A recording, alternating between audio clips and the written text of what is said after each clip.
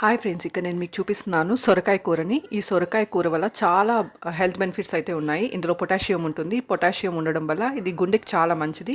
Sugar పేషెంట్స్కి కూడా ఇది చాలా మంచిది అనమాట. ఇంకా లివర్ హెల్త్కి, స్కిన్కి కూడా చాలా మంచిది. ఇందులో వాటర్ కంటెంట్ ఇంకా ఫైబర్ అధికంగా ఉంటుంది. ఈ కర్రీ కోసం ముందుగా సొరకాయని తీసుకోండి, బాగా కడిగేసేయండి. బాగా కడిగేసి పొట్టు తీయకూడదు, అసలు పొట్టులో కూడా చాలా న్యూట్రిషన్ ఉంటుంది. సొరకాయని కట్ చేయకముందే బాగా కడిగేసి కట్ చేసుకోండి. అంతేగాని కట్ చేసాక మాత్రం సొరకాయని కడగకూడదు, అందులో ఉన్న న్యూట్రిషన్ మొత్తం పోతుందన్నమాట.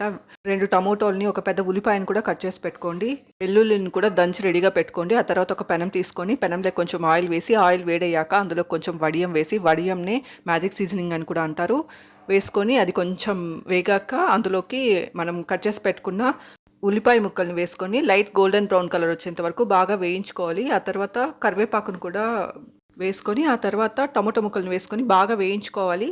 ఆ తర్వాత మనం కట్ చేసి పెట్టుకున్న సొరకాయ ముక్కలను వేసుకొని బాగా కొంచెం సేపు ఒక 5 నిమిషాలు వేయించుకోవాలి. మంటని మీడియం హీట్లోనే పెట్టుకొని వేయించుకోవాలి. హై హీట్లో పెట్టి ఏ వంట చేయకూడదు అనమాట. వెజిటబుల్స్లో ఉన్న న్యూట్రిషన్ పోతుంది.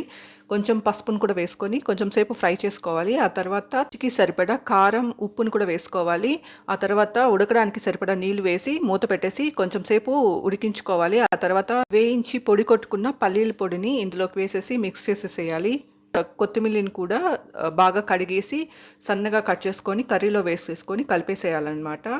ఈ కర్రీ అయితే చపాతీలోకి బాగుంటుంది, రైస్లోకి బాగుంటుంది అనమాట. ఈ కర్రీ మరింత రుచిగా రావాలంటే పల్లీలు వేయిస్తాం కదా, అప్పుడే కొంచెం ఎండుమిర్చిని కూడా వేసేసి బాగా వేయించుకొని మిక్సీ జార్లో వేయించుకున్న పల్లీలని ఇంకా ఎండుమిర్చిని ఇంకా వెల్లుల్లిని కూడా వేసుకొని కోర్స్గా గ్రైండ్ చేసేసి కూరలో కలుపుకున్నా చాలా బాగుంటుంది. తినే స్పైస్ని బట్టి కారాన్ని అడ్జస్ట్ చేసుకోవాలి. ఈ రెసిపీస్ని అయితే నేను లంచ్ బాక్స్లోకి ఇస్తున్నాను కిడ్స్కి. మా కిడ్స్కి అయితే దోశ ఫేవరెట్ అనమాట. ఉప్మా, పొంగల్ ఇలాంటి వాటికంటే కూడా దోశలు తినడానికి చాలా ఇష్టపడతారు. పల్లీ చట్నీతో, టమాటో చట్నీతో, కారం చట్నీతో, ఇలా డిఫరెంట్ చట్నీస్తో దోశలు అయితే తింటారనమాట. Thank you for watching my video. Thank you.